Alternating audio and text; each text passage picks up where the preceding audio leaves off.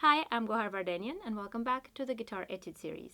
Today we have one of the etudes from Matteo Carcassi's 25 Progressive Studies, and this is number 11.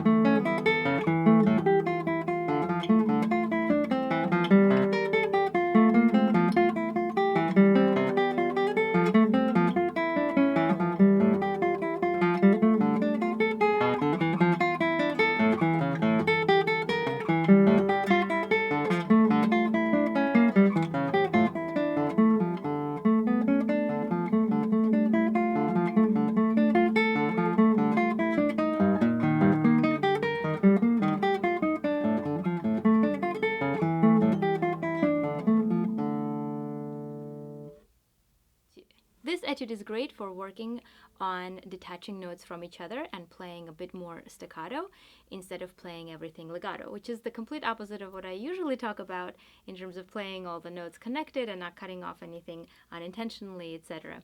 In this case, you want to detach notes from each other. The etude is marked agitato, so you want things to sound more agitated, and when you play things detached,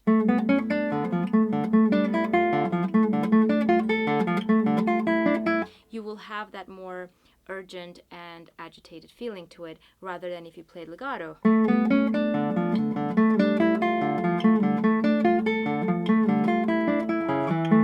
Right, that has a more calmer sort of, still kind of playful, but calmer feeling rather than the etc. So there are different ways that you can create the detached feeling, and I used different techniques in different spots. So depending on what felt more comfortable for my hands in the speed that I wanted to play the piece.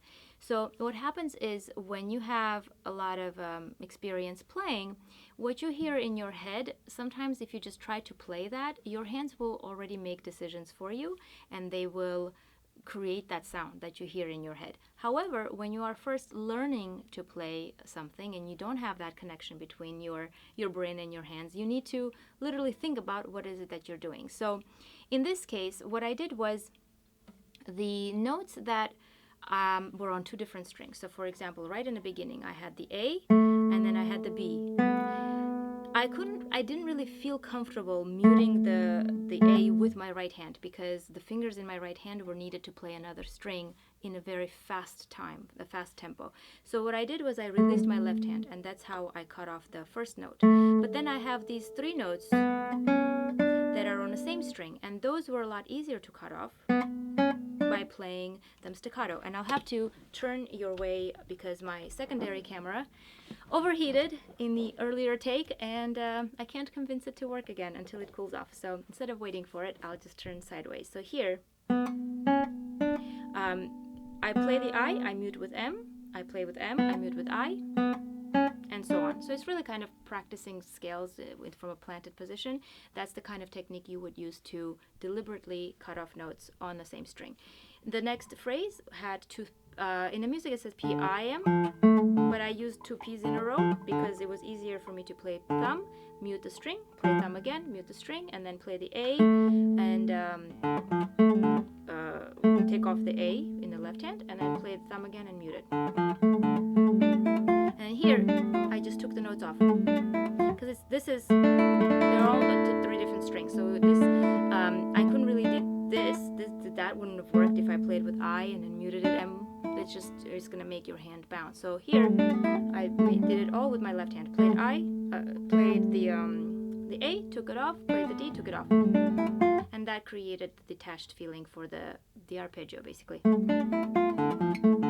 Same thing here. Instead of doing this, which is normally I would say like, hey, realize that you're holding one chord and not playing three different notes. But in this case, you want them to sound like three different notes. So here. And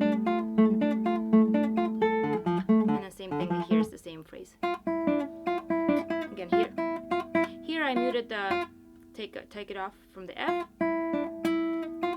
And when I put the E down, I put it in a way that would mute the E string. So I no longer have this ringing. So for a moment this rang a little bit longer, but to try to mute that while I was playing the D didn't seem convenient, so I figured in the speed of it, it wouldn't be as noticeable. So here, and I muted it later by placing my finger imperfectly, so not round this way where the E string is ringing, but playing it a little bit this way and no longer allowing the E string to ring. For the bar chord, for example, this would just ring, but I kept the chord shape the same, but I let go of my left hand. And that created the detachment. Same thing here, the same string, so take off the left hand and then do it with the right hand.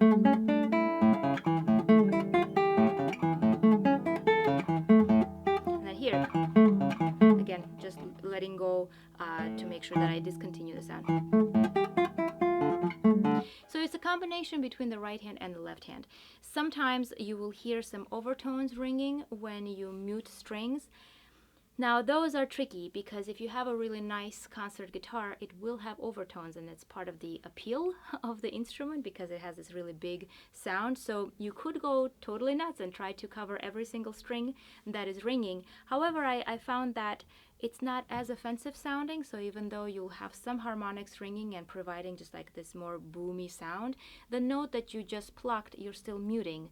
So the effect of that detachment will still be there even though you have some background noise, I guess, from your instrument. So I personally don't worry about it, but if you are, then you would have to really find a way to mute those strings, either with the side of your thumb. I haven't really experimented with that part.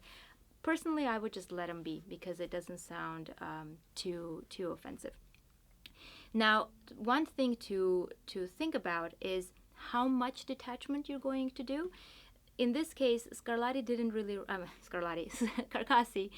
really write any staccatos in the music, so I didn't go as far as really playing everything staccato. I just went with the feeling of agitato, which wanted some detachment. So it doesn't mean that there's a certain rule that every single note needs to be cut off. It's just the feeling that you're trying to create, which allows you with a bit more leeway. So for example, I let the top notes ring a little longer because they are eighth notes in the music. Sorry. So it still kind of respects the duration, the combination of 16th notes and 8th notes by having notes that are a little bit shorter and notes that are a bit longer there. And then on the bottom part, this, he has this ringing longer. So the way he has it written, you would want this to be muted as you pluck the D. So this,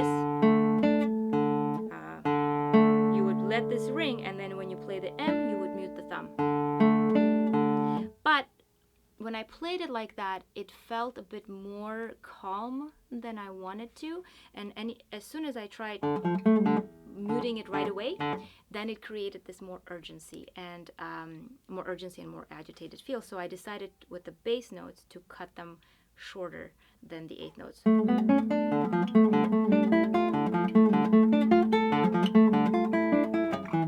And these are decisions that you'll have to make after you really decide what you're doing physically to mute the strings, whether it's releasing the left hand, touching the right hand, either with the left hand. If it's an open string, you sometimes can touch with the left hand and the right hand to mute it. Whichever technique you decide to do, then you decide how long you're going to play those notes, like how detached you're playing them. Are you allowing anything connecting to each other? Are you really going to do exactly what's in the music in terms of the duration of the notes? Or you can take some liberties and maybe cut them off shorter because that's the feeling that you want to convey. So I hope that was helpful.